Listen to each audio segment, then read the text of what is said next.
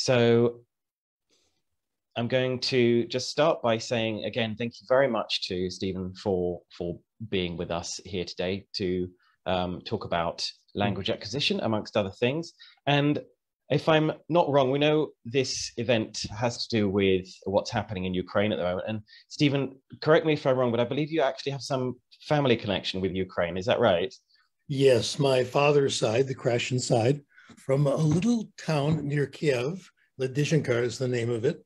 And they came to the United States around 1900, I think. And we used to have Ladyshenka picnics. I remember that. Lots of fun, etc. So yeah, I have this, this connection, of course. Okay, shall I start and say funny things? Okay, good. Here we go. I'd like to start by telling you a story. And really all I have to do is tell the story, because the story presents everything I really want to say today about language teaching, etc. So I'll give you the story, then I'll repeat it in a more boring way, because that's what scholars are supposed to do. I want to tell you what I've been doing at home during the pandemic. I have been in quarantine during the pandemic. My wife and I usually say my girlfriend and I, we've only been married for 55 years, so it's still fresh and exciting. And here's our life at home. Here's what I do. I've spent my time practicing the piano, not just playing the piano. I've been, as you can tell, I've been exercising a little bit. And I've been giving occasional webinars and also doing a lot of work. Every Friday morning, I go to the supermarket. The local supermarket has a special time starting at 6:30 in the morning for old people only, which is great, 65 and older, so that's when I go. The first time I went there, nearly 2 years ago, I got my groceries, got in line, and the employee taking care of my groceries, doing the cash register, I saw his name was Fidel. So of course I spoke to him in Spanish. Now my Spanish isn't that good. It's like language number 4, okay? But he answered me in English, which is what they're supposed to do. That's what they're told to do. So I was ready. I said in Spanish, I said, Fidel, tú puedes ayudarme, you can help me. Mi meta es hablar español como ustedes. I want to learn to speak Spanish the way you do. He liked that. I said, por favor, hablamos español, let's speak Spanish. So he was very happy to hear that. We spoke Spanish, and I've been speaking Spanish to Fidel just about every Friday for the last 2 years while getting my groceries set up in the cash register. And I'm getting better, no question. He's speaking much more quickly, using more idioms. In the beginning, it was just hablar, speaking. Now it's more charlar, having a real conversation, and we're starting to gossip more. Who was it who said, if you don't have something good to say about someone, come sit next to me? So that's what we've been doing. Actually, that was President Theodore Roosevelt's daughter who said that. So I'm getting better. His language is more complicated, etc. But I'm not getting better from talking to Fidel. I only talk to him less than a minute, once a week. That's not very much. I'm not studying Spanish. I'm not doing grammar exercises. I'm not getting my errors corrected. I'm not trying to talk more, etc. Here's what I'm doing. When I go home, I've been reading. I've been reading easy books in Spanish. They're called graded readers. I found a couple of authors who are really good. This is Adriana Ramirez, who writes, you know, these graded readers are becoming literature. That's the interesting thing. They're good.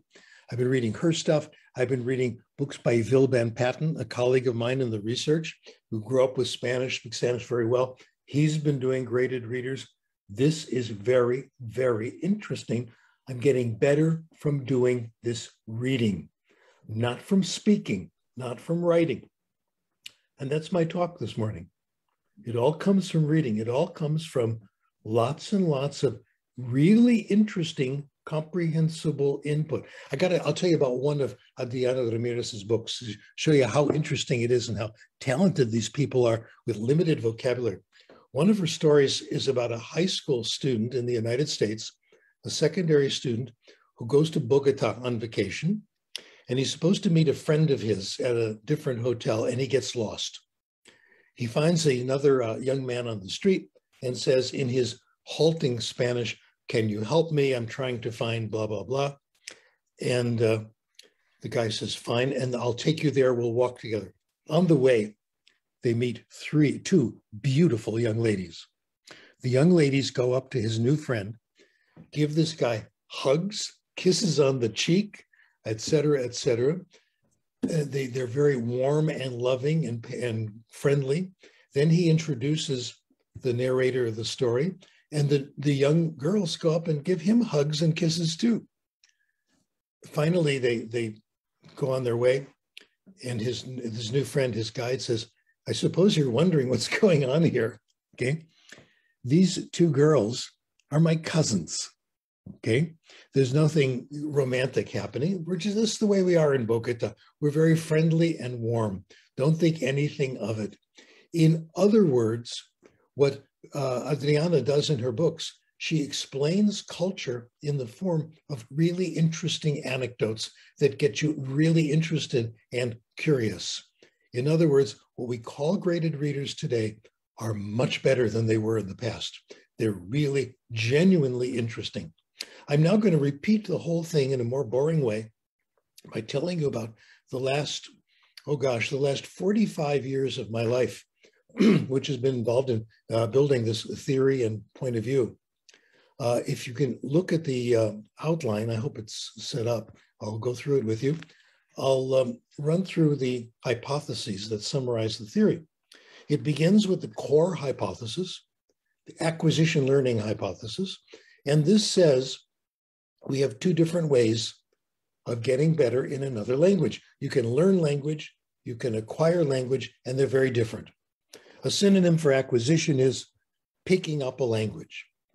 It happens, you don't know it's happening when it's happening. When you're finished acquiring a language, you're not always aware that anything has happened. You don't necessarily know the rules, usually you don't. You just have a feeling when something is right or something is wrong. It's stored in the brain subconsciously. We are very good at language acquisition. Our brain does acquisition very, very well. The other process is learning, conscious learning. Learning is conscious. When we talk about, I haven't had enough coffee, sorry. When we talk about rules, when we talk about grammar, we're typically talking about conscious learning, knowing about language. Error correction helps, or is supposed to help, conscious learning. You make a mistake, someone corrects you, you change your idea of what the rule is. So the 6-year-old child comes to English class and says to the teacher, "I comes to school every day." Teacher says, no, it's "I come to school every day."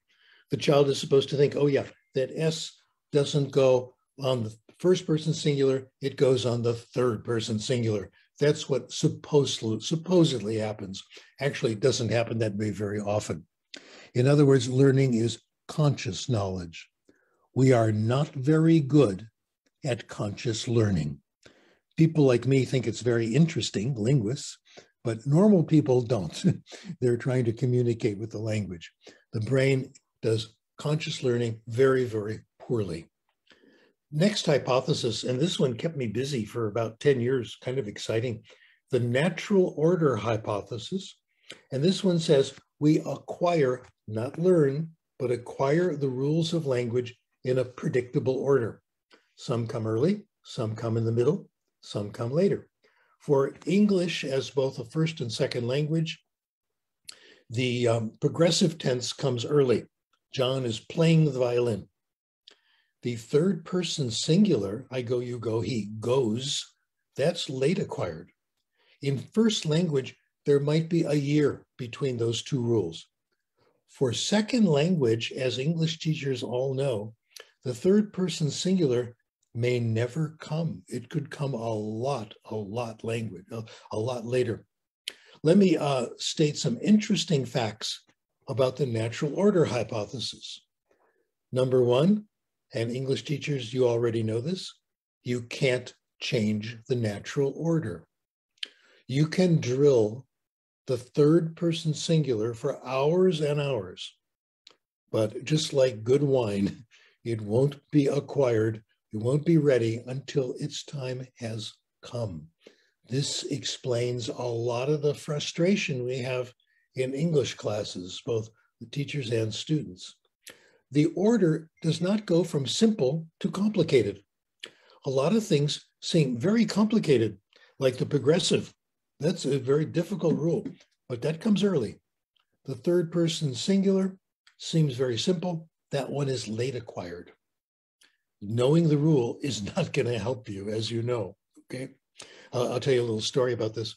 When I was a linguistics professor, my colleague in the office next to mine was a good friend named Masayoshi Shibatani, and his specialty was Japanese syntax.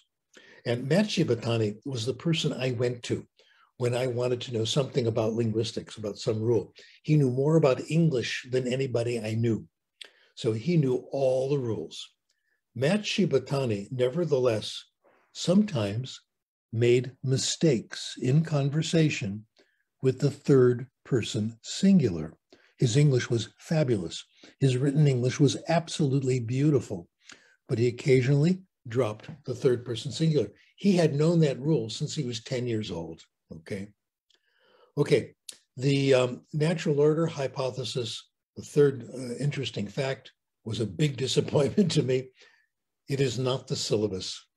We don't teach the early acquired early, the late acquired late.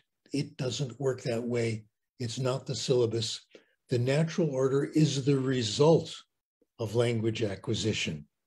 I thought that was the syllabus. I gave a big paper on that, and I thought, here's the breakthrough. Not for the first time, not the last time. I was absolutely dead wrong about that one. The next hypothesis. We use consciously learned language for only one function. We use it as an editor or a monitor. Just before we're about to speak or write something, we think we're going to make a mistake. We inspect what we're going to write or say, and we make little changes thinking about our conscious knowledge of language. Now, people have accused me of being anti-grammar, of forbidding grammar teaching. Don't ever teach grammar. Teach grammar, go to jail. It's wrong. No, that's not my position. My position is a little bit softer. My position is it's very hard. It's very hard to see progress from teaching grammar. If you want to use grammar as an editor to correct your language, 3 conditions have to be met, and these conditions are very, very challenging. Number 1, you've got to know the rule. We don't know all the rules. The best linguists, the best language teachers don't know all the rules. Noam Chomsky doesn't know all the rules, okay? Noam Chomsky, I'm sure, knows more about English than anyone in the world.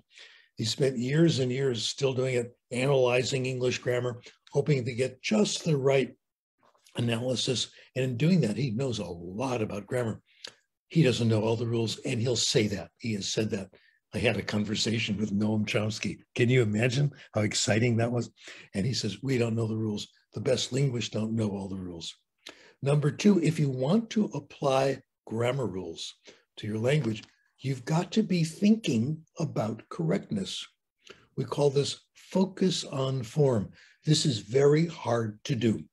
It's very hard to think about grammar and correctness and say something and have a conversation. It's kind of like patting your head and rubbing your tummy at the same time. It's tough to do. It's not very natural, okay? It takes time to do this. It takes time to drag up the rule from your memory, apply it, make the changes.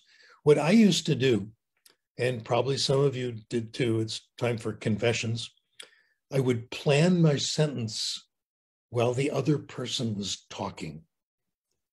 Big mistake, as I found out. You make the sentence ready, you get it ready, then you say it, you get it perfect, but you weren't listening and the conversation has moved into a different direction. So this can be rather embarrassing. You have a perfect sentence that is now completely off the topic. Okay, this is about grammar. how do we acquire language then? If we don't acquire language through grammar, how is it done? Let me illustrate this by giving you two very quick language lessons. And I'll use a language that some of you may know or have studied. And there'll be two quick lessons, and you can tell me which lesson you like better. Language lesson number 1. Wir werden jetzt anfangen, Deutsch zu lernen. Und ich möchte im Voraus sagen, dass nach meiner Meinung Deutsch ist eine sehr schöne Sprache. Und ich hoffe, dass Sie alle sehr viel Erfolg haben werden. What do you think? Good lesson so far? If I kept talking to you like that, do you think you would acquire German? No. How about if I made it slower? Would that help? Actually, that was pretty slow. That wasn't the problem. How about if I said it louder? How about if I wrote it on a board here, you copied it down? How about if I said it and you repeated it? None of those things work. None of those things mean anything. And you can see that now. Here's lesson number 2, and you have to watch me on the screen, okay? Das ist mein Kopf. Das ist mein Kopf. Verstehen Sie das? Kopf, ja? Und hier sind meine Ohren. Meine Ohren. Ich habe 2 Ohren. 1, 2. 2 Ohren. Und hier sind meine Augen. Ja, Augen. Ich habe 2 Augen. 1, 2. Verstehen Sie das? Augen? Ja, gut. Hier sind meine Brillen. Ja. Und hier sind meine Zigaretten. Meine Zigaretten. Ich habe keine Zigaretten. Zigaretten sind nicht gut. If you understood lesson number 2, not every word, but more or less, I did everything necessary to teach you German. I'm now going to share with you the most important idea I have learned about language acquisition. We acquire language when we understand it. That's it, folks. When we understand what people say to us or what we read, not how they say it, but what they say. The ability to speak language is the result of language acquisition, not the cause. This is a very serious cause-effect error we have made in our profession, okay? You can't teach speaking. You can only give people comprehensible input. The result is the ability to speak.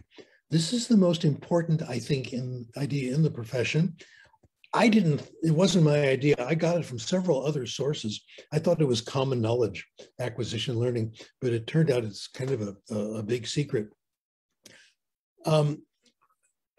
Not only does speaking not help you acquire language, it's also uncomfortable. I wrote a paper called Down with Forced Speech. Forced speech means making people talk before they're ready. So they have to speak using language they've learned, not language they've acquired, and it's very uncomfortable. I'll tell you when I discovered this. It was a little over 50 years ago. Yeah, gee, my daughter's now 53, so that's when it was. And she used to go down the street, take her down the street to a neighbor's house. Another little girl, her age, we were very good friends, we were very close to the family, and she would play with the neighbor's child.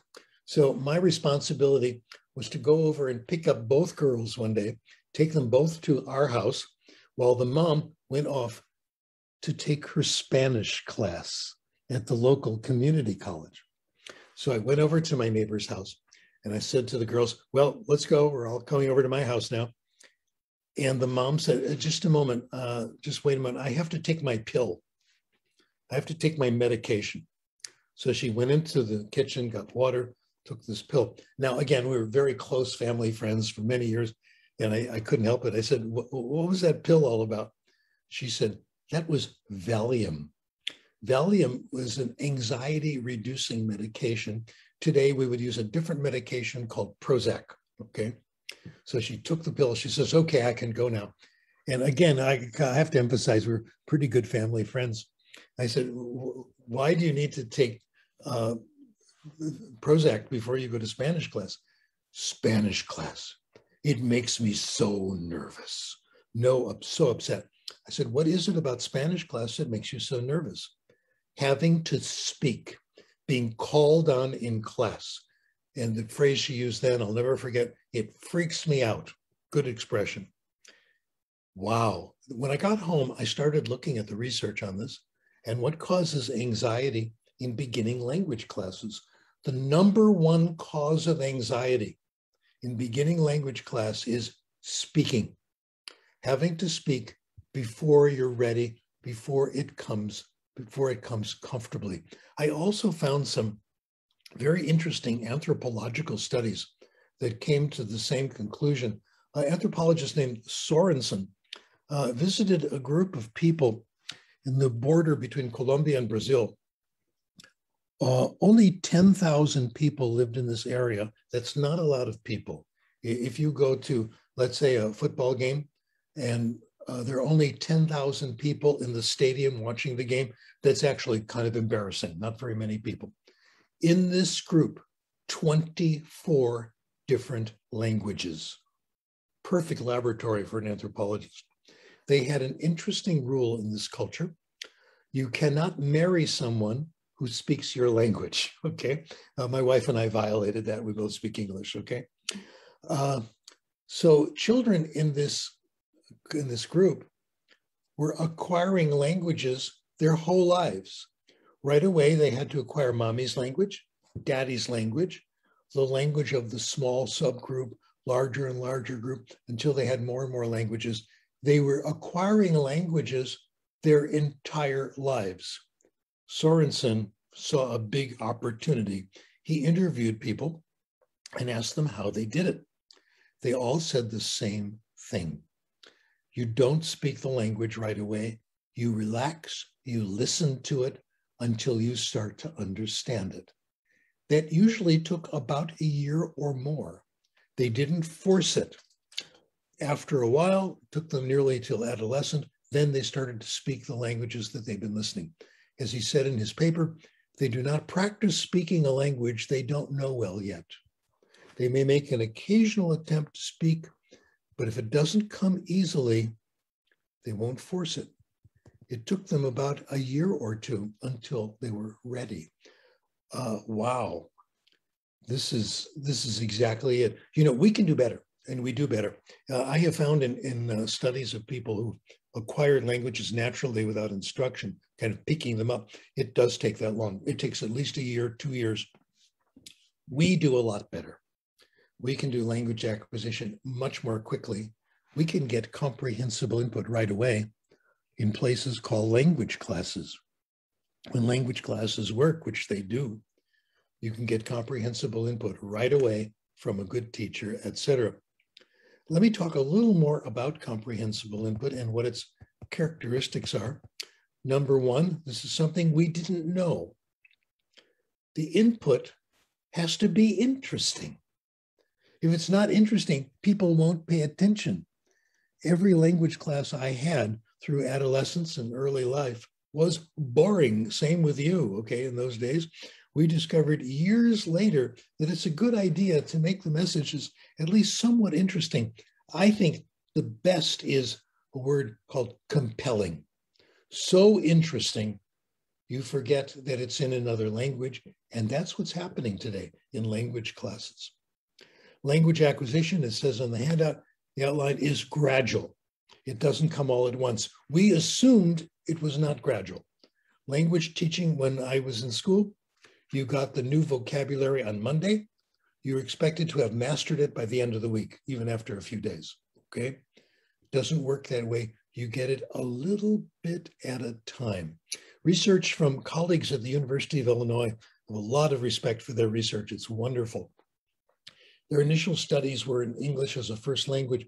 When you hear or read a new item, a new word, new grammar rule in context, and you understand even just some of it, you get a little piece of it. You acquire a little bit of the form and the meaning. After you hear it a few more times or read it gradually more and more till you build up the whole thing. So it takes 10, 15, 20 times until you have some idea of what is going on.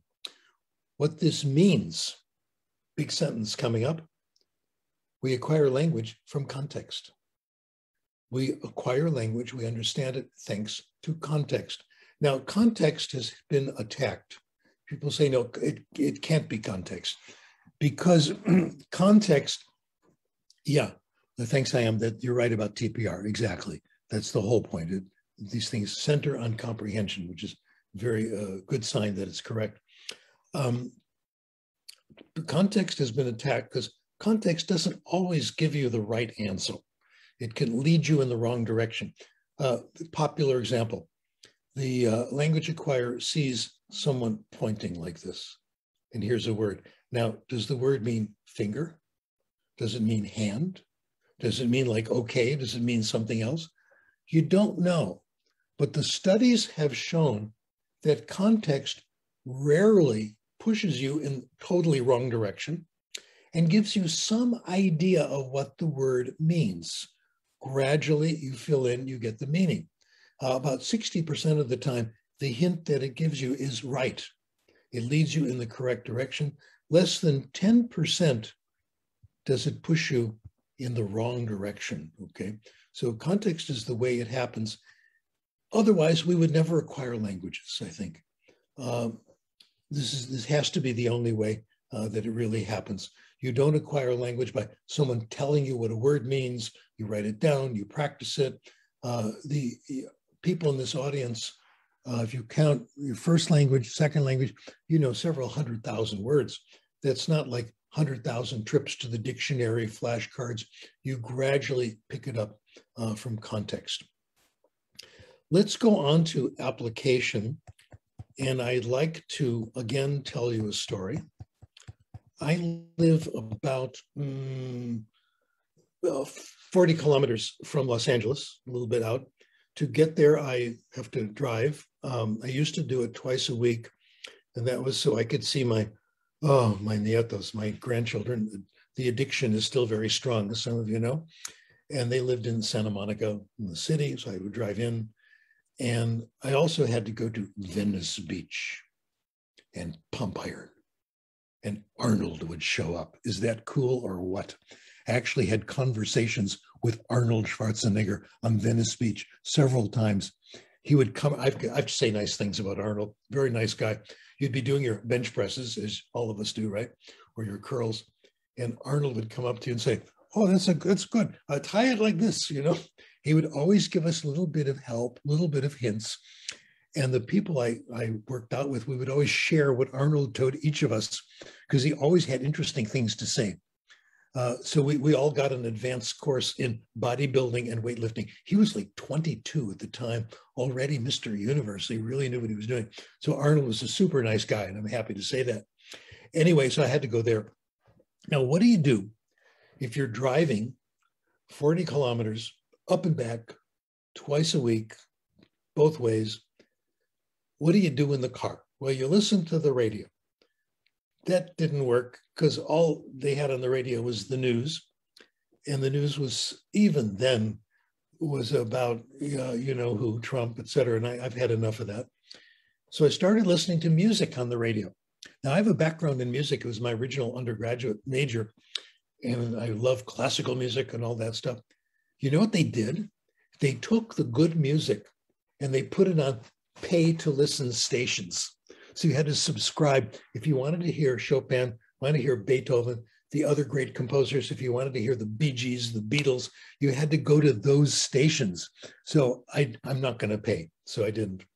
So I started stopping off at the local libraries on my way into the city. Santa Monica Library was my favorite because my daughter worked there and I could go say hi to her. And I started getting audiobooks, books on CDs, books on tape, etc. And I started listening to stories in the car. Now, the only thing they had in the local libraries, and still, is English stories, so I couldn't work on my languages. And I'm like college professor, big snob. I want to hear classics, no classics, only bestsellers. So best-selling novels was all you could get. So that's what I did. So for about 2 years, I listened to mystery novels, medical novels, John Grisham legal novels, romances, historical fiction, all this stuff. And guess what? They're pretty good. with few exceptions, most of them are excellent. That really made the ride into Santa Monica not so bad. They were pretty good. My first choice was, of course, Harry Potter. And if you listen to Harry Potter, you know that it was written for us. It's written for educators. J.K. Rowling, all the stories about Hogwarts and the classes, they're wonderful if you're a professional educator. The good teachers, the bad teachers, the good classes, the bad classes. One of them was the history of magic was taught by a ghost who was very boring and put everybody to sleep all the time. The good classes like defense against the dark arts, hands-on, fabulously, beautifully taught, etc. Potions, beautiful. The hero of some of the stories was Dumbledore, the headmaster. Isn't this beautiful? These books were written for us. The students, the stories are really about Harry Potter and his close friends, Ron and Hermione, and their adventures in all these classes. One of my students, I occasionally lectured on what went on in Harry Potter. One of my students got very interested and wrote a beautiful essay about Hermione. Hermione, one of the other students, always was in the front row with her hand raised and knew everything and 100% on the tests. His essay was, is Hermione smart? Is this what we want from our students? So I thought these were wonderful novels. They are so good, not just Harry Potter, but the other things I listened to, that I did what you did when you drive. When I got to my destination, I stayed in the car for a couple of minutes to hear the end of the chapter because I wanted to know what was going to happen next. That's how good these things are. I developed a deep respect for popular literature and for fiction. Fiction, stories, literature. And that became, for me, the basis for application. I'm not going to say you've got to use stories. No, you don't have to, but stories is a pretty good way of teaching language. I have a new term for you. The hypothesis I've been using is called the Conduit Hypothesis. By the way, a little professional advice. Would you like to be invited to give speeches all over the world, just like me? And people say you're very smart and all that stuff. It's great. The trick is invent new terminology and make sure the new terms are not quite comprehensible so people think you're a lot smarter than they are. That's worked for me. Conduit hypothesis is what I call this. Nobody knows what I'm talking about. I've got to explain it. It's really quite simple. A conduit is a passageway, how you get from one place to another. So conduit hypothesis means we go through certain stages in language teaching. The first stage, and each stage leads to the next. The first stage is stories, telling stories. Language classes, more and more, beginning language classes are using stories more and more. TPR was mentioned by one of you, TPRS does that.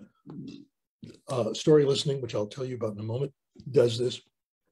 You build up competence listening to stories, and that prepares you for the next stage, which is reading, which is pleasure reading, as we'll see.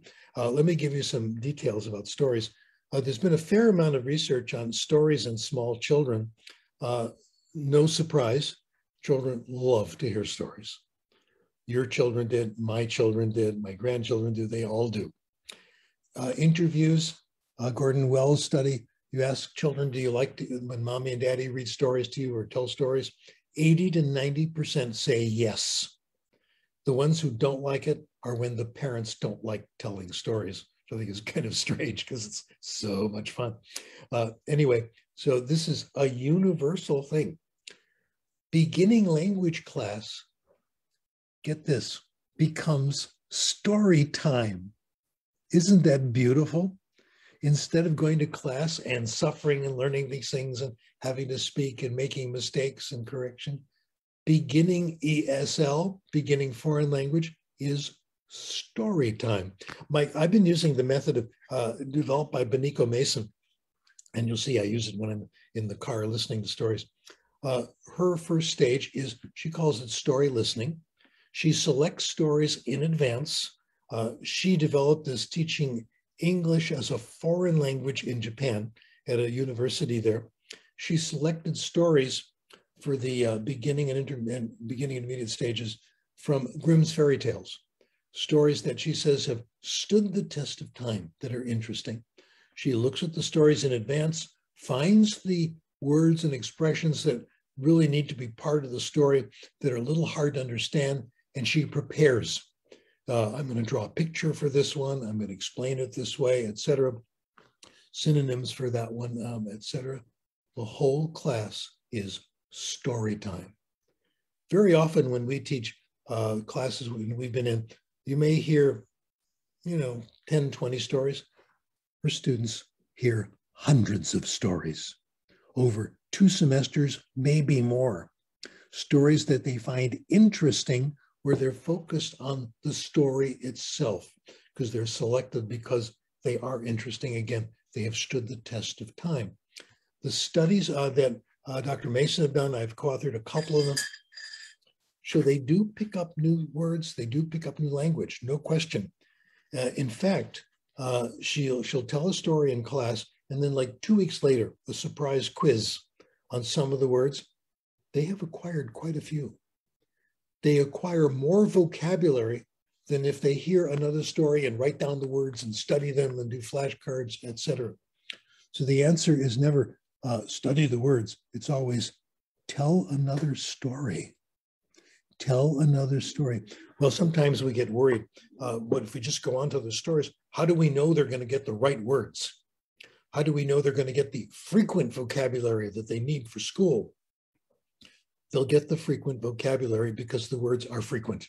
The frequent words keep coming back automatically, not to worry. So we tell the students in these classes, don't worry about trying to remember the words. Enjoy the story. So language classes now are not only more effective, they're more interesting, they're more pleasant. Well, after a couple of semesters of hearing stories, doing story time, we start reading. This is called GSSR, Guided Self-Selected Reading. Again, Benico Mason's idea here. And it's what I have been doing in riding into the city and in the car. I've been listening to stories. And then when I go home, I've been reading stories, easy stories from graded readers, guided self-selected reading.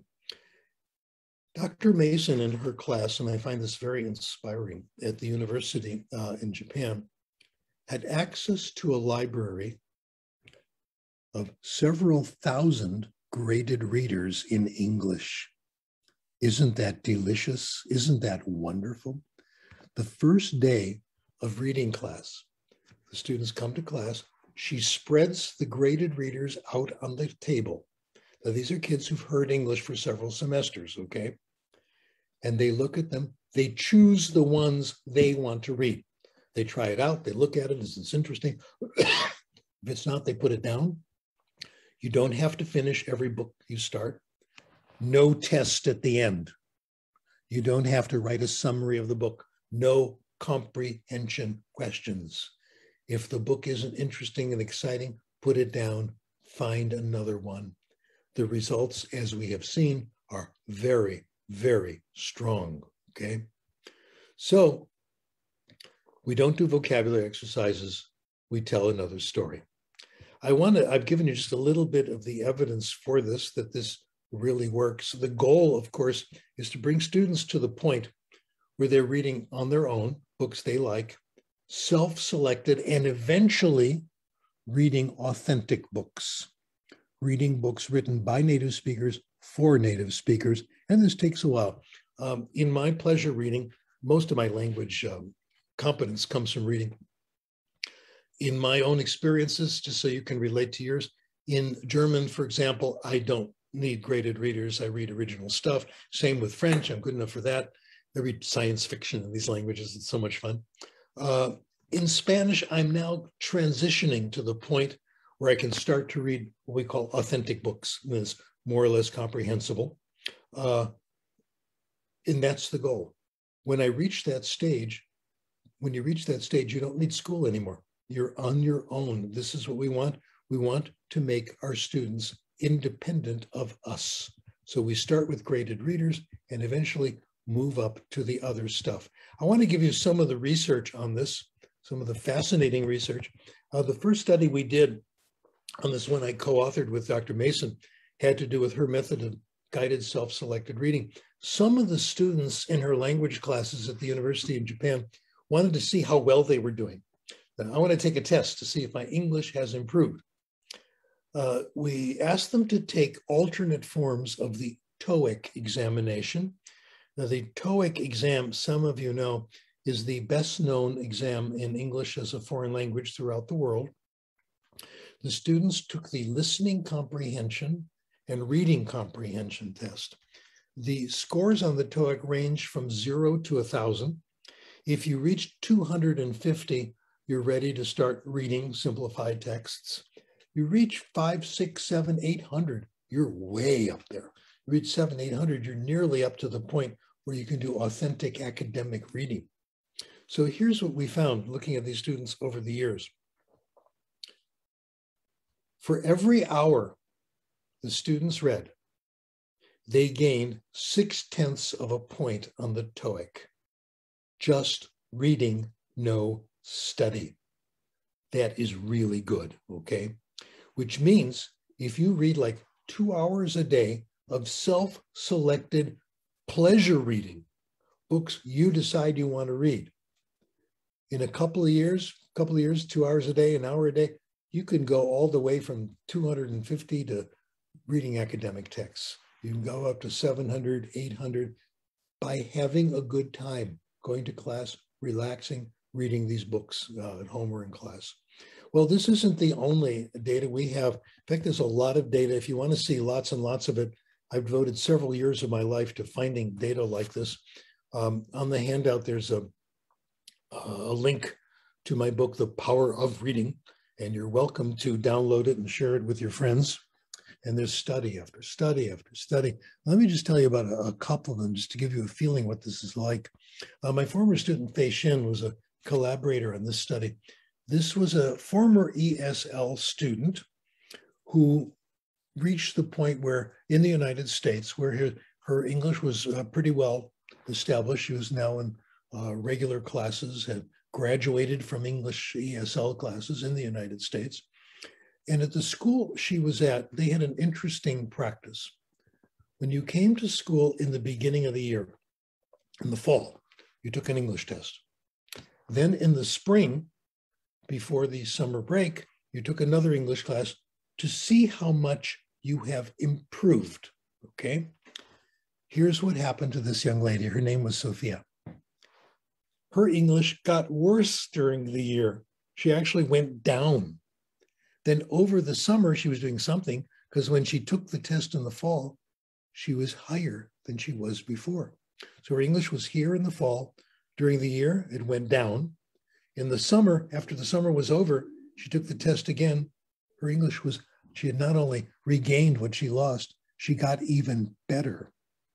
What was she doing over the summer? You know the answer. She went to the local public library. She was reading books for pleasure, for fun, things that she thought was interesting. Sweet Valley High, Twilight, okay? Novels, you know, Nancy Drew, books that really pretty good. She averaged about 50 books on her own for pleasure over the year. And that's what got her score up, okay? That's what got her score up over the summer. Her mom was a local faculty member, co-author of our study, in fact. She said, you know, school isn't doing my daughter very much good. She'd be better off just staying home reading for pleasure. Kind of true in this case. Several other studies came to the same conclusion. Sian Lee, another former student, became a dean of the university in Taiwan. She taught EFL there for a while. In her course, she did the statistics, did questionnaires. The amount of writing the students did on their own did not predict scores on a writing test. The amount of reading they did on their own absolutely did. Study after study has come up with the same thing. It's not how much study you do. It's not how much writing you do. It's how much self-selected pleasure reading you do, which is again and again the best predictor. Also, studies have shown that the best genre to use is stories, fiction. I'll give you a little history. In the history of libraries in the United States, the last century, there was a big movement down in the libraries against fiction. Librarians would brag, my collection has very few stories in it. It's all nonfiction, textbooks, history, etc. And that was a point to really brag about. The studies since then have shown, believe it or not, fiction reading is a better predictor than nonfiction. A lot of studies show this. One of the Sullivan and Brown I have listed, study done at University of London. Team of researchers studied the same group of people for years and years when they were children, teenagers, and adults. And they found the best predictor of vocabulary size was fiction reading, not nonfiction. Okay, middlebrow fiction reading was the best predictor. Again and again, this is shown to be the case. Fiction does a very, very good job. We'll come back to that, why fiction works so well. People complain, well, if they just read stories, they're not going to get serious language that they really need for school. They won't get academic language. The hero there is a guy named Jeff McQuillan, former student of mine from many years ago. Jeff reminds me of an exchange in Star Wars where one of the characters says, I was the master, you were the student, now you are the master and I am the student. This is pretty much what's happened to me and Jeff McQuillan. His work is so good. I've learned so much from it. 2 studies I want to share with you. Jeff analyzed the vocabulary in all 7 Harry Potter novels. He found there was enough academic vocabulary in these books to allow to predict the acquisition of several hundred academic words on approved lists of academic words that students should know. It'd be very hard to get these by direct instruction. They're all there in the Harry Potter novels. Another study that Dr. McQuillan did, he analyzed 22 novels directed at young people. Nancy Drew, Twilight. I'll never understand Twilight. I tried, oh well. Again, lots and lots of academic words you need for academic survival, etc., on the approved academic word list that appear frequent enough that it predicts acquisition. Okay, you need usually about 10 repetitions. The prediction is if you read for pleasure 30 minutes a day, you get nearly 40% of the academic vocabulary you need for school. My favorite study is Rolls and Rogers. This was done with native speakers, very interesting. They looked at 1 million words of reading in science fiction books. If you read 1 million words of science fiction, about a year's worth of pleasure reading, you get nearly all the vocabulary you need to understand all science. This really has affected me. Science fiction is my favorite genre. And I don't read a lot of hard science. I read it in our fields, in education, language acquisition, but I don't read scientific articles about biology, chemistry. But when I do, I find them surprisingly comprehensible. I think science fiction reading has helped a great deal. Okay, we're just getting moving now. It gets more and more exciting, folks. Stay calm if you can. What we have found so far, the more you read, the more grammar you get. We found this again and again. The better your grammar, the better your vocabulary, the better your spelling, the better your writing, and it comes from reading fiction. It gets better. Those who read more know more. They know more about everything. Fabulous study done in 1993 by Keith Stanovich, his colleague Cunningham. Here's what they found. They tested college students, native speakers of English, on a wide variety of topics. You see the list: science, social studies, current events, personal finance, health, technology, cultural knowledge, multicultural literacy, to see how familiar they were with these areas. They then looked at various predictors. They looked at how much television they watch, not a good predictor.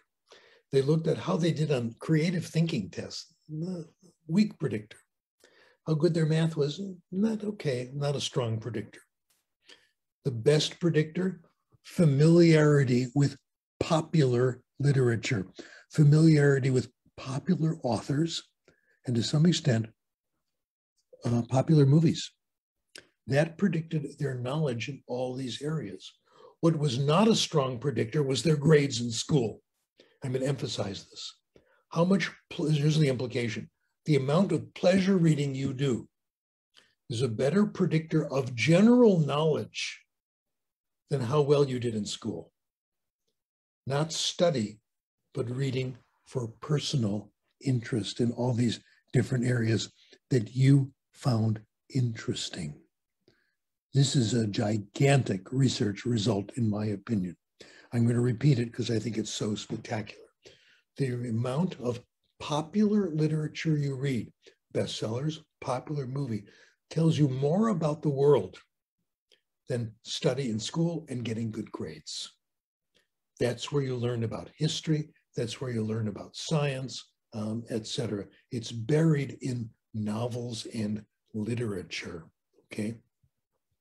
I have on the sheet, as you can see, the regression coefficients, if you like that. Well, it gets even better than that. I have recommended, by the way, that people should, this is a wonderful argument for libraries access, allow kids to read what they want to read. That's where you get this. Okay, readers gives you more, reading gives you more. Reading gives you not only knowledge of language, makes you a better writer, makes you a better speller, all those things, gives you all this knowledge of history, science, etc. It gives you better, what we call habits of mind, more desirable habits of mind. People who read more understand other people more. The more you read fiction, the more you have led other people's lives. You've looked into their minds to see how they're thinking, what their motivations are.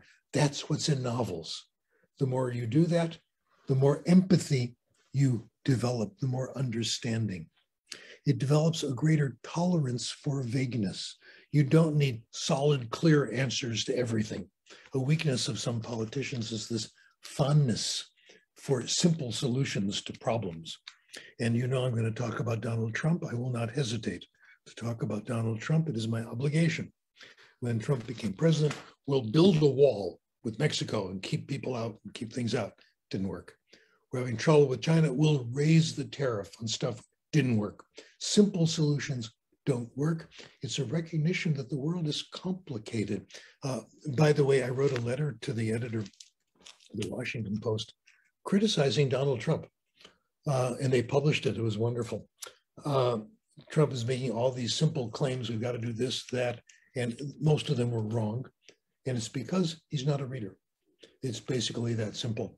I am following the advice of former American President Theodore Roosevelt over 100 years ago, who said it is the patriotic duty of the citizen to criticize the president when you think the president is in the wrong direction. So I've been following Roosevelt's advice. It is my obligation to point that out about Donald Trump. Well, there's not only the test scores, there's interviews. The Guardian interviewed a number of famous people and asked them about their reading. Fortunately, they interviewed Barack Obama and they asked him about how reading has affected him. Here's what he said. Now, I have to emphasize that President Obama had not read the same research that I just appealed to. He came on this conclusion on his own.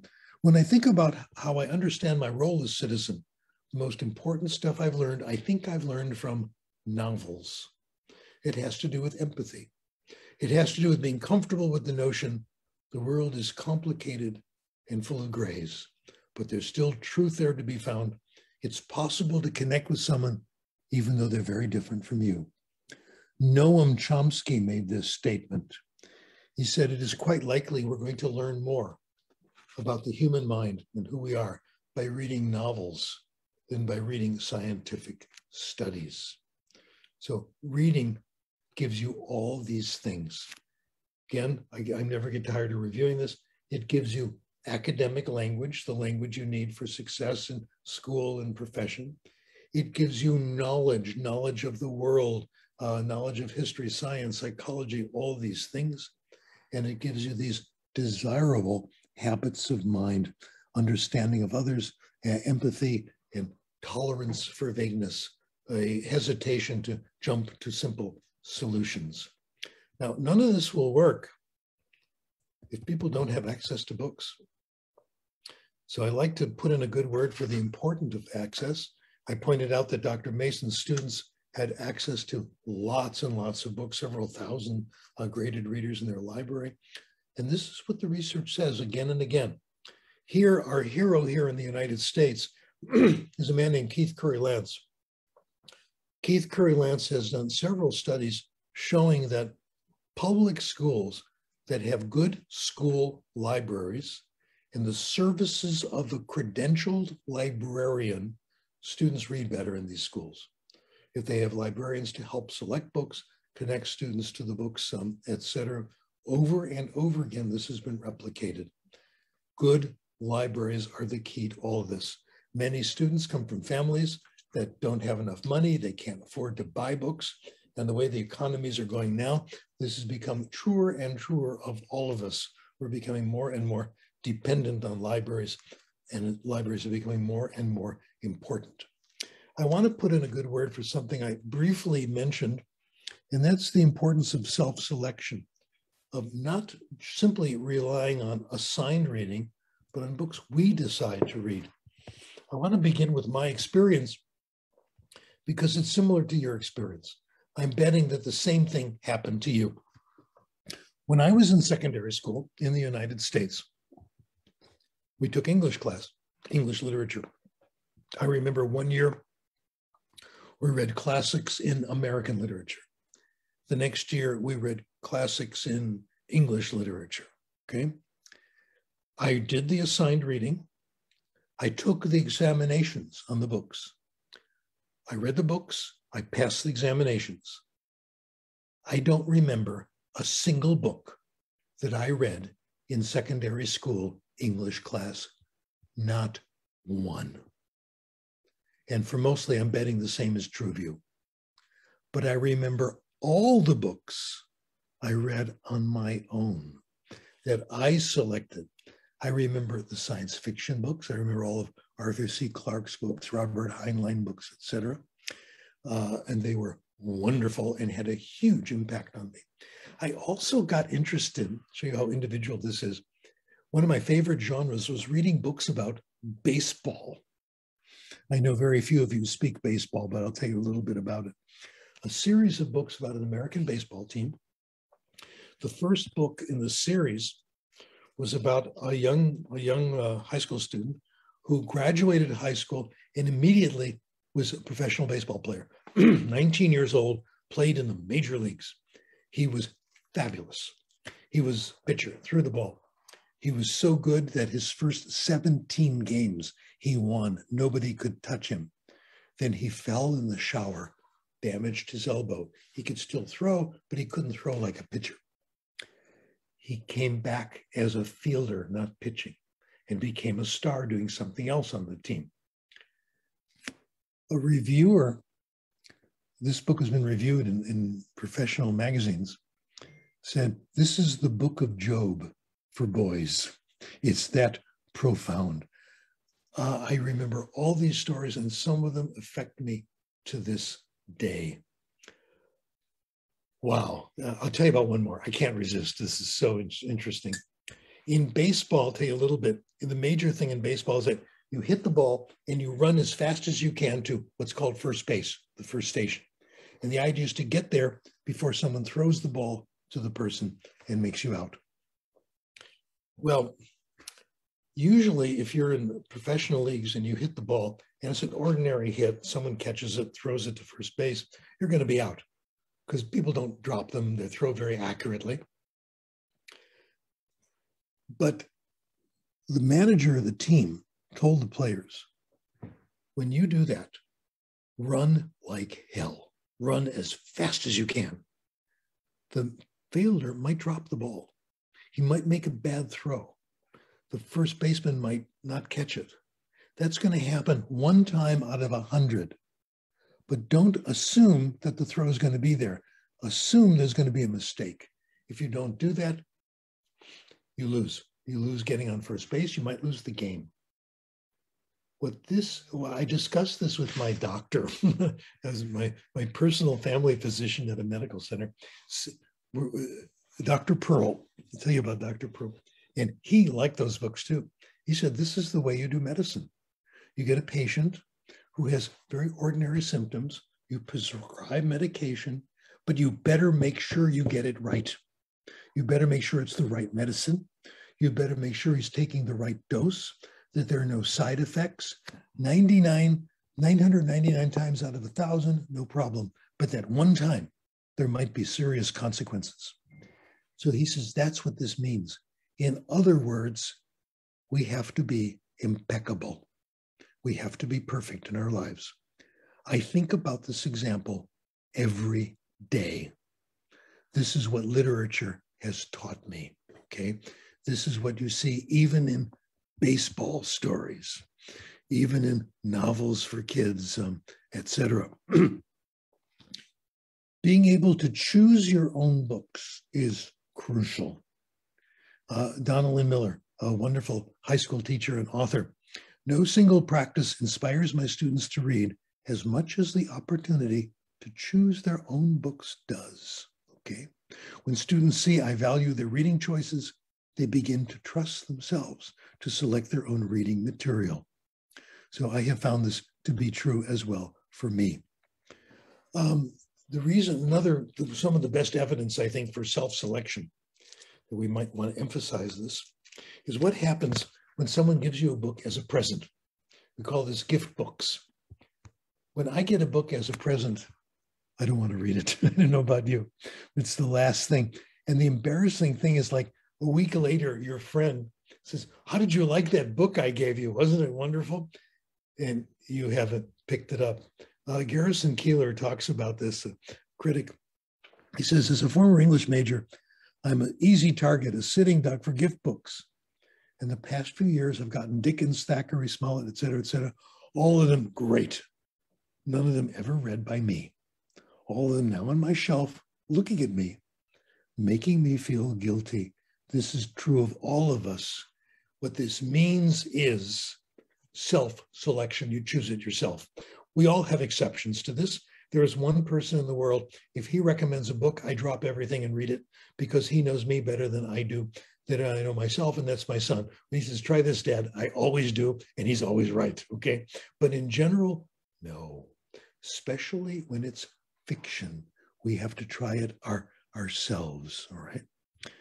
Okay, so I've come to my conclusion here. I want to ask and answer the first question. First question is, how do we get kids to read more? How do we get them to select their own books, etc.? I have two brilliant suggestions from librarians that I thought are wonderful. One of them was an article in the School Library Journal, and here's what the recommendation was. Give students permission to take books in the library that they thought were good and draw a star in the inside cover. That's it. Librarian agrees you can do that. Students go to the library, they find a book with 20 stars. They're going to be curious. This, I think, is brilliant. Another suggestion, another article in the School Library Journal, they put graphic novels, comic books in the school library for middle school students. They did not allow them to circulate. You had to go to the library to read the comic books, to read the graphic novels. Library traffic nearly doubled, people going in and out of the library. The amount of circulation of non-comic book material went up about 30%. In other words, make the good stuff obvious and easily available. Okay, let me open the floor for questions. And if you don't ask the ones I want to answer, I'll answer the ones I want to. How about that? That sounds good, Stephen. Well, I've been making a note of all of the questions. There's dozens here. So let's start first of all with this one from a teacher called Sol Papandrea from here in Buenos Aires. What are your thoughts about reading aloud in class? Do you believe that learners benefit from listening to others read and reading aloud? Yes, if it's a great story, yes, because it gets them interested in the book. That's the main reason. Hearing stories is fabulous. The research is solid, but it's got to be a wonderful story and a pretty good reader. The advantage is you're going to get more language and you might get interested in something you ordinarily wouldn't. I still like reading aloud to kids. We all do. It's wonderful. Thanks. Great question. Great questions are defined as those I want to answer. Good. Good. Okay. Well, following on from comics, I'm not sure if I'm going to pronounce this person's name right. Sule says that their personal experience with their son can help because they love reading comics. So comics, I remember once you mentioning Stan Lee in a talk of yours, the Spider-Man creators. Comics is something that you would recommend for second language learners? That's the best possible question anybody could ask me. And now I get to show off and tell you how important I am, okay? Beyond anyone's conception. You are listening to the #1 expert researcher in the world, okay, on comic books.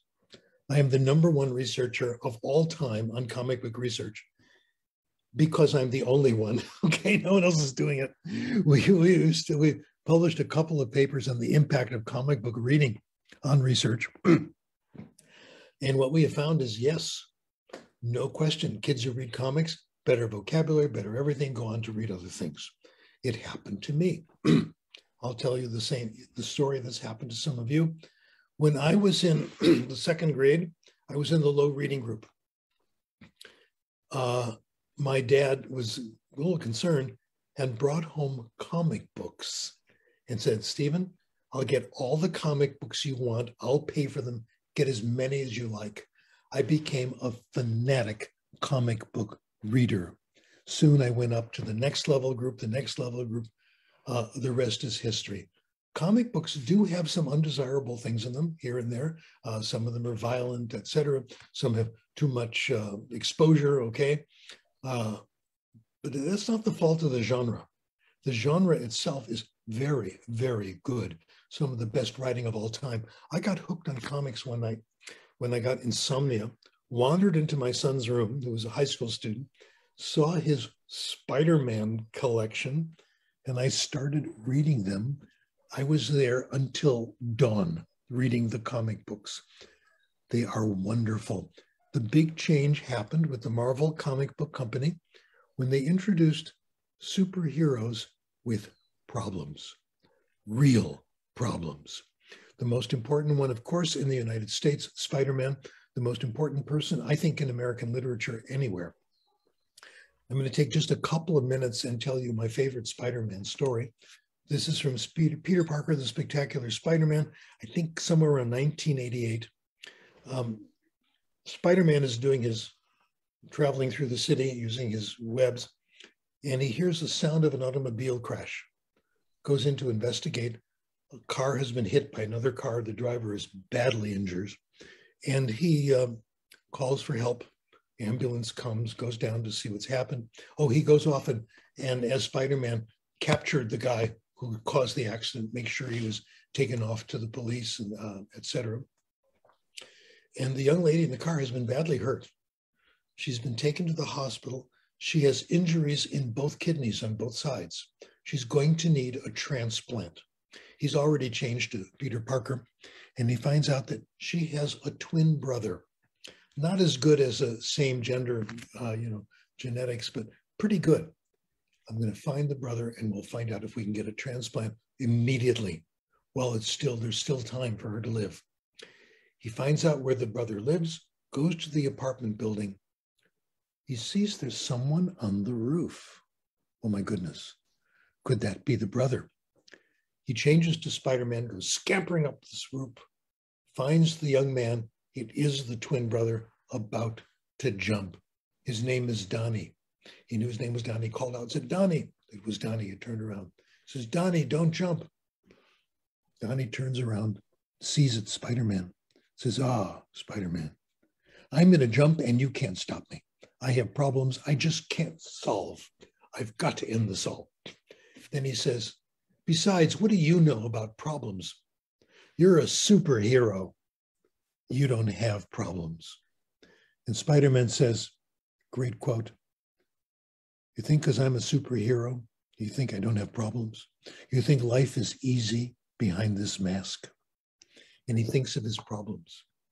He thinks of horrible things that has happened to him. He thinks of his uncle's death, and Peter blames himself for what happened, something he didn't do that he should have, okay? He thinks of his girlfriend always breaking up, misunderstanding, thinks of his horrible job where he's forced to write bad stories about Spider-Man in the newspaper. He says to Donnie, Donnie, life is problems. It's problems for all of us, all the time, every day, nonstop. True or not true? Of course it is. And we grow by trying to solve our problems, not by running away. Besides, he says, if you jump, you're killing your sister as well. He says, tells him the story. Donnie, of course, comes down. They go to the hospital. The operation is a success. Peter visits the brother and sister in recovery. And he's thinking as he's leaving the hospital, well, this one turned out okay. She's going to live. We got there on time. But Donnie's still depressed. And there's not much I can do about that. You can't solve everybody's problems. That's what's in comic books today.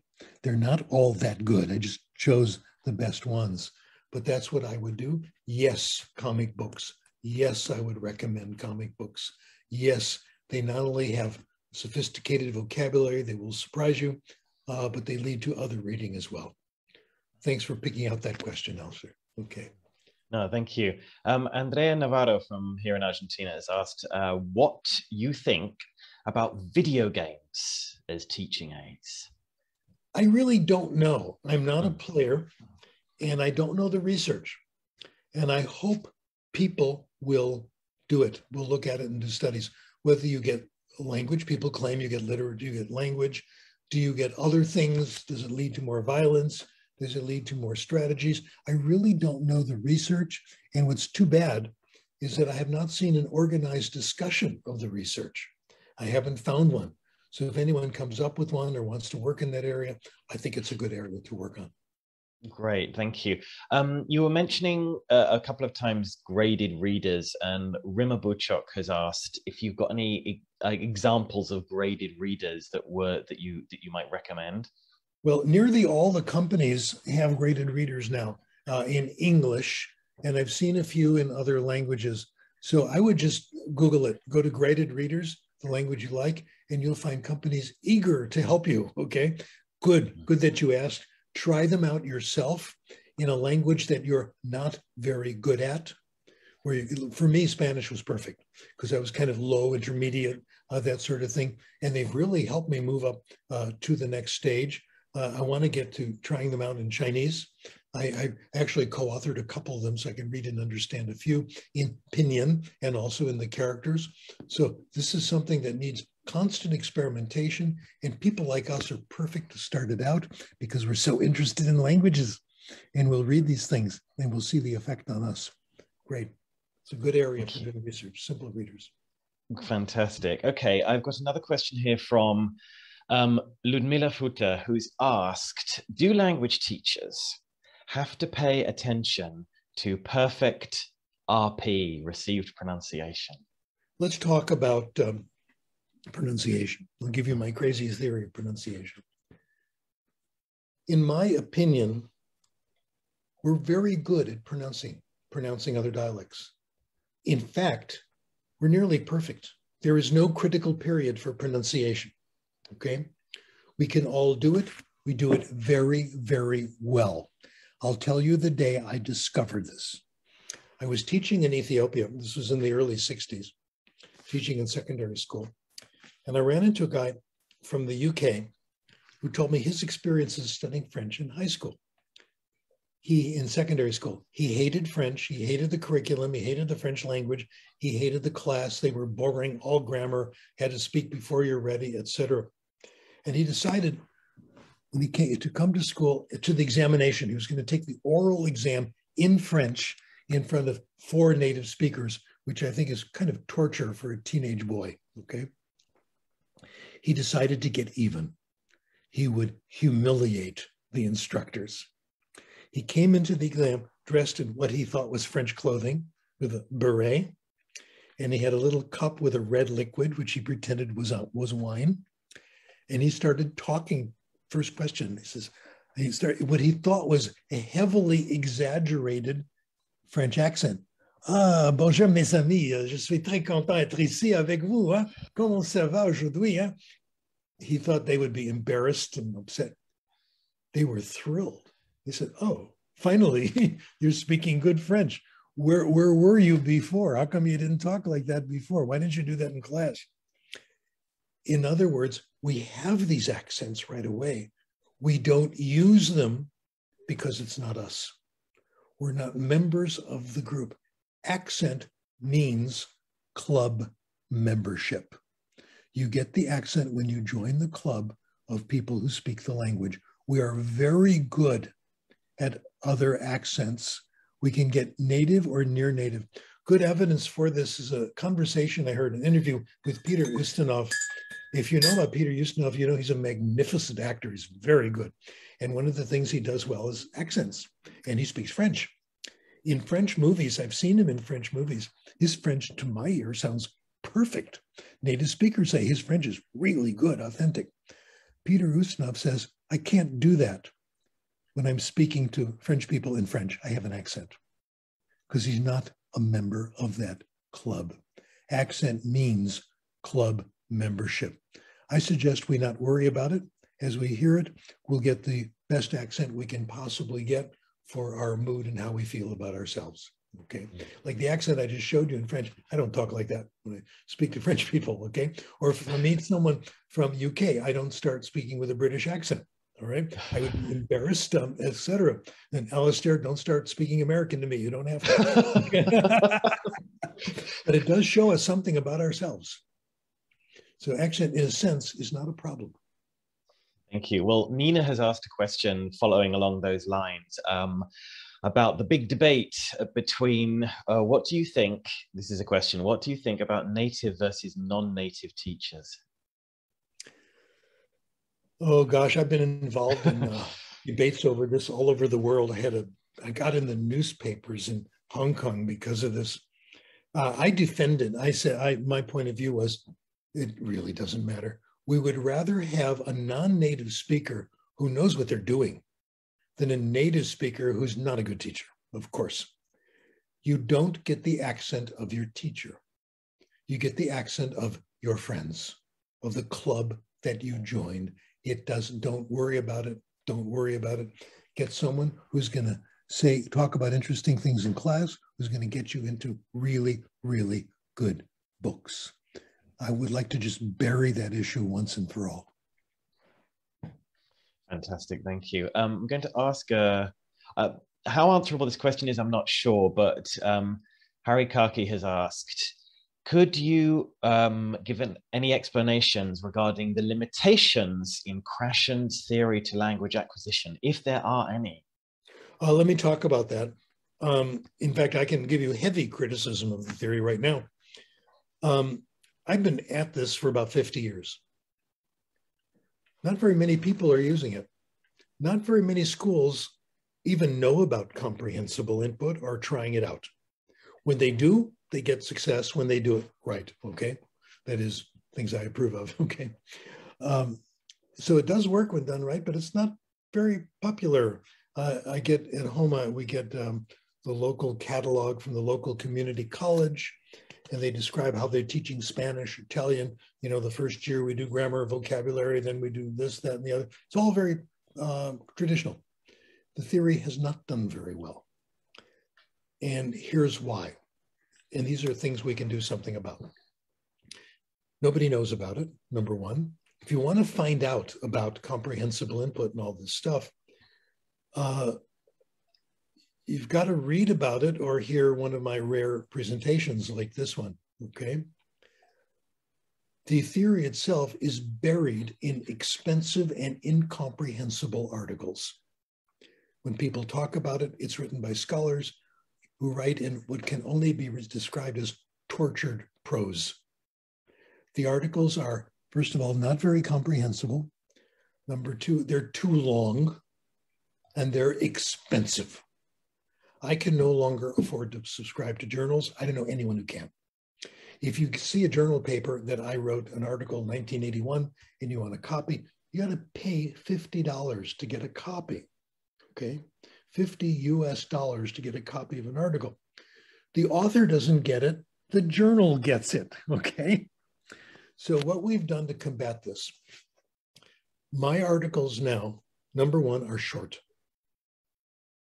If you go to my website, sdkrashen.com, you may download a number of articles for free.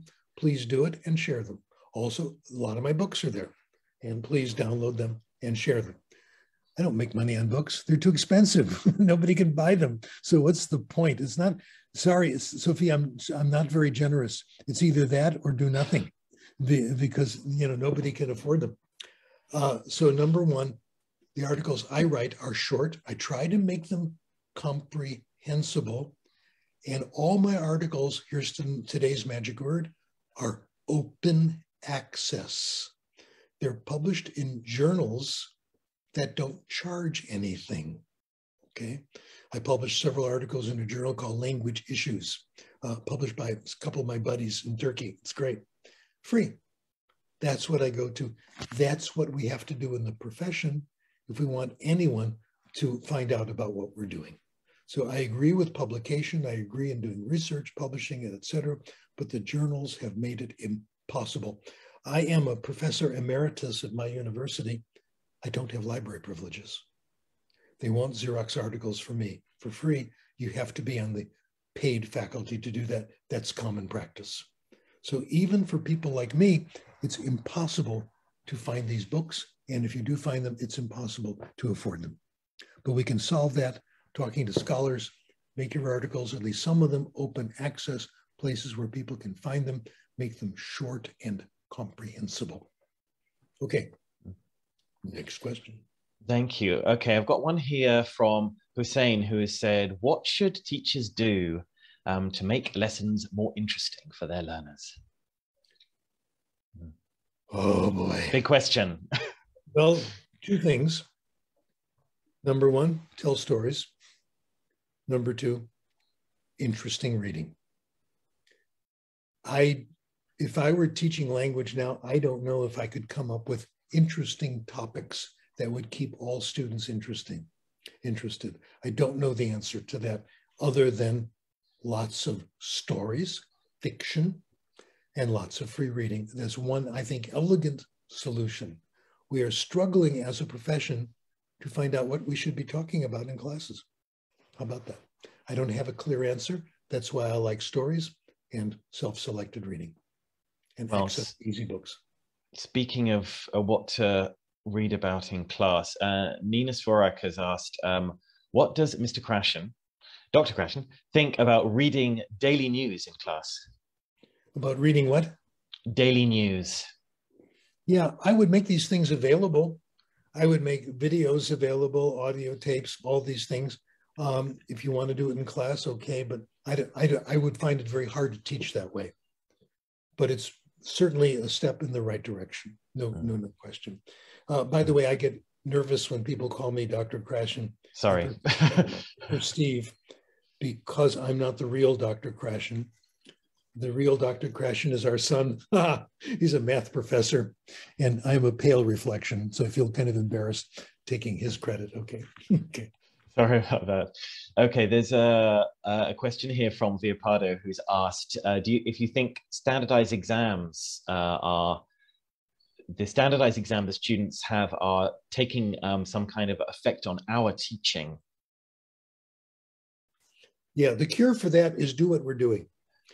stories and lots of reading, and students will do fine on any examination. That's what the data says on exams. The TOEIC organization has done correlations of how well you do on TOEIC with how well people say they can perform daily tasks, like, you know, order something at the grocery store, ask for directions. It does correlate with TOEIC scores. And the TOEIC scores correlate very highly with how much reading you've done. So no matter what, if you do a lot of reading, you'll be able to do well on any examination if you get lots of comprehensible input. Of course, if the class is focused on reciting complex rules, you won't do very well. But if you get comprehensible input in class, you'll do pretty well in any examination. Thank you. There's some brilliant questions that have just appeared in the chat box now. I don't know which one to ask first, but a couple of people have mentioned children who may be on the dyslexia spectrum. If there's anything, like Olga, for example, if there's anything that you would recommend for children with dyslexia. She's asked if audiobooks might be a good idea, for example. A quick answer is yes. More complicated answer, dyslexia has been a real jungle. There's dyslexia and there's dyslexia. A lot of dyslexia isn't. I'm not denying dyslexia exists, but a lot of some dyslexia is simply slower development and lack of exposure to print, okay? And that's gonna go away if we enrich the print environment, et cetera. True dyslexia also seems to do quite well with lots of comprehensible input. How do you like that? Does formal instruction work? We haven't tried the more obvious first. It's like we have cases of malnutrition. Let's first make sure we have a good diet, tasty food that's good for you. Instead, we leap to phonics, okay? So let's talk about phonics for a moment. Phonics is now the rage. People are claiming the reason we have problems in general is a lack of phonics. Once they get phonics, everything is great. There's something now called the science of reading, which says that intensive phonics programs are the answer to everything. Newspapers are filled with short articles. A parent writes in, supposedly, I'm suspicious of these, say, my child was doing poorly in school. I got her a phonics tutor, and now she's reading Beowulf 2 weeks later or something like that. Amazing stories. I suspect all these things. I think they're written by the phonics industry. I have answered a lot of them. I write about 2 or 3 letters to the editor a day. These letters rarely get in.